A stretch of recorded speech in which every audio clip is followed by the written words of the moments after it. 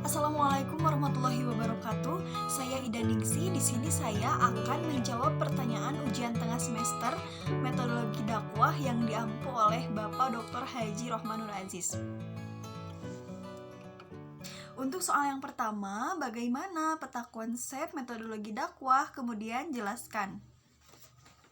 Mungkin kurang lebihnya seperti ini, ya. Jadi metodologi dakwah dapat dilakukan dengan dua macam. Yang pertama, metode biahsani al-qaul atau bilisan, yang artinya dakwah di sini penyampaiannya melalui lisan. Contohnya melalui irsyad dan tabligh. Apa itu irsyad? Irsyad ini penyampaian dakwah melalui bimbingan, penyuluhan, dan psikoterapi Islami. Dan yang kedua tadi ada tabligh. Apa sih tabligh itu? Nah, tabligh di sini merupakan proses penyampaian dakwah melalui media mimbar atau khutbah, seperti khutbah ya, atau ceramah ya. Dan di sini tabligh dibagi ke dalam 3 bagian. Yang pertama itu kitabah. Apa itu kitabah? Yaitu proses dakwah melalui tulisan. Dan yang kedua ada khitobah. Khitobah itu adalah proses penyampaian dakwah melalui ceramah atau khutbah. Dan yang terakhir ada i'lam. I'lam di sini merupakan proses penyampaian dakwah melalui penyiaran seperti radio, televisi, dan lain sebagainya.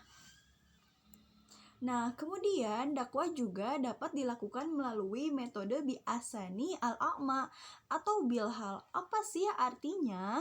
Artinya yaitu dakwah di sini disampaikan melalui amaliyah nyata atau perbuatan yang memang benar nyata ya. Nah, kemudian dibagi ke dalam 2 cara. Apa saja? Yang pertama ini tadbir dan yang kedua tatwir. Apa sih tadbir? Ada yang tahu? Nah, tadbir di sini adalah dakwah yang disampaikan dengan mentransformasikan melalui kebijakan lembaga dakwah. Nah, yang kedua ini tatwir. Apa sih tatwir ini? Tatwir di sini merupakan dakwah yang dilakukan dengan mentransformasikan ajaran Islam melalui amal soleh berupa pemberdayaan sumber daya manusia, lingkungan, dan ekonomi. Nah, soal yang kedua, apa pengertian dakwah sebagai aktivitas dan sebagai ilmu? Ada yang tahu? Jawabannya adalah dakwah adalah suatu aktivitas atau kegiatan yang bersifat menyeru, mengajak kepada orang lain untuk mengamalkan ajaran Islam secara benar dan sungguh-sungguh. Kemudian, ilmu dakwah merupakan suatu ilmu yang berisi cara-cara dan tuntunan untuk menarik perhatian orang lain supaya menganut, mengikuti, menyetujui, atau melaksanakan suatu ideologi, agama, dan pendapat. Nah, kemudian bila di luar konteks munculnya berbagai gerakan Islam dengan metode dakwah yang berbeda-beda, nah, titik dakwah di sini menjadi semacam ilmu yang menuntut para juru dakwah agar memiliki keterampilan tertentu dalam menyampaikan materi dakwahnya.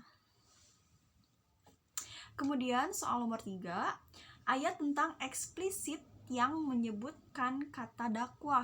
Yang pertama terdapat dalam Quran surat Al-Baqarah ayat 186 yang berbunyi A'udzu billahi minasyaitonir rajim. Bismillahirrahmanirrahim.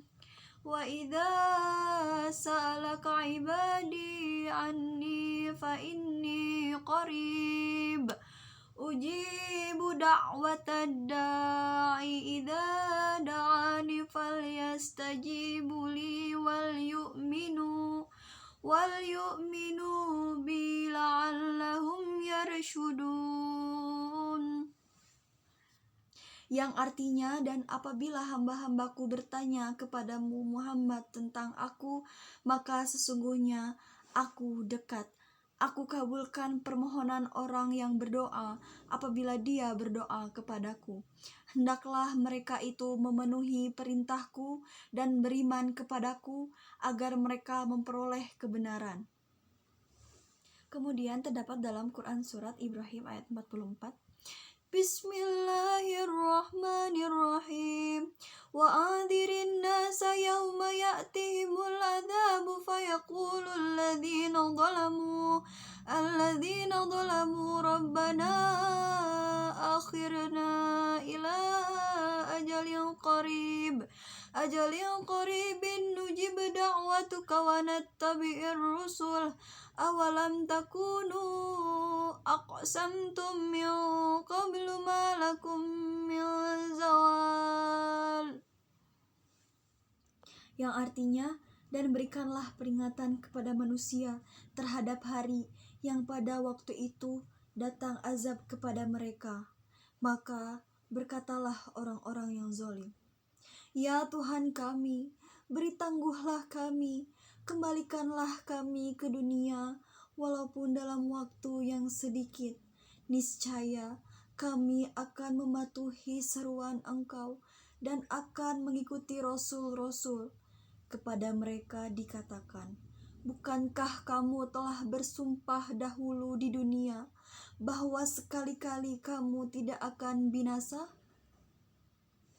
Kemudian terdapat dalam Quran surat Ar-Ra'd ayat 14. Bismillahirrahmanirrahim. Lahu da'watul haqq walladzina yad'una min dunihi la yastajibuna lahum bisyai'in illa kabasiti kaffaihi ilal ma'i liyablugha fahu wa ma huwa bibalighi wa ma du'aul kafirina illa fi dhalal, yang artinya hanya kepada Allah doa yang benar. Berhala-berhala yang mereka sembah selain Allah tidak dapat mengabulkan apapun bagi mereka. Tidak ubahnya seperti orang yang membukakan kedua telapak tangannya ke dalam air agar air sampai ke dalam mulutnya, padahal air itu tidak akan sampai ke mulutnya, dan doa orang-orang kafir itu hanyalah sia-sia belaka. Selanjutnya terdapat dalam Quran surat Ar-Rum ayat 25. Bismillahirrahmanirrahim. Wa min ayatihi an taqumas sama'u wal ardu bi amrih thumma idza da'akum da'watan minal ardi idza antum takhrujun, yang artinya, dan di antara tanda-tanda kebesarannya ialah berdirinya langit dan bumi dengan kehendaknya.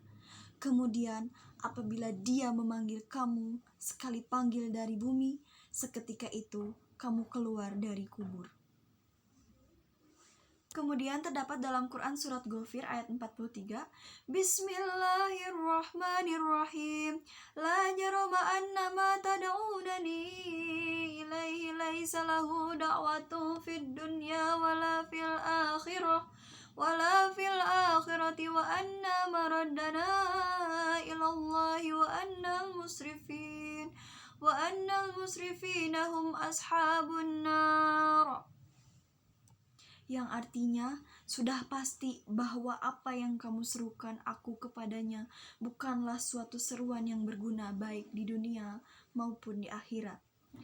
Dan sesungguhnya tempat kembali kita pasti Allah Subhanahu wa Ta'ala. Dan sesungguhnya orang-orang yang melampaui batas, mereka itu akan menjadi penghuni neraka. Shadaqallahul azim. Alhamdulillah, mungkin itu merupakan ayat yang eksplisit ada kata dakwahnya. Kemudian kita ke soal nomor 4. Pertanyaannya, apa sih perbedaan ilmu komunikasi, ilmu dakwah, dan ilmu tabligh? Jawabannya adalah ilmu komunikasi merupakan ilmu yang membahas tentang penyampaian pesan secara umum. Nah, yang kedua ilmu dakwah. Sama ilmu dakwah itu dengan ilmu komunikasi.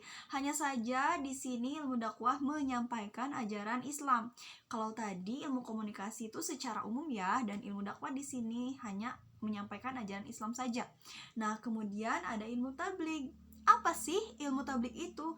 Ilmu tabligh yaitu ilmu yang membahas tentang penyampaian pesan melalui atau dalam bentuk kitabah, tulisan, atau khitobah yang tadi ceramah, khutbah ya seperti itu. Dan yang terakhir ada i'lam, adalah penyiaran bisa melalui radio, televisi, film, dan lain sebagainya. Nah, sekarang nomor terakhir. Pertanyaannya, apa saja unsur dakwah itu? Yang pertama, unsur dakwah yang pertama itu ada dai. Siapa sih dai? Dai merupakan pelaku atau orang yang menyampaikan dakwah, baik itu tulisan ataupun lisan, bahkan bisa dengan perbuatan. Yang kedua ada mad'u. Apa sih mad'u? Mad'u merupakan penerima dakwah, baik individu maupun kelompok. Yang ketiga ada madah. Apa sih madah?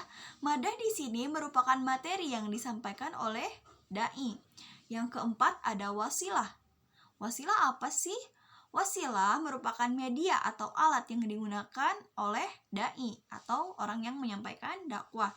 Kemudian yang kelima ada thariqah. Thariqah apa sih?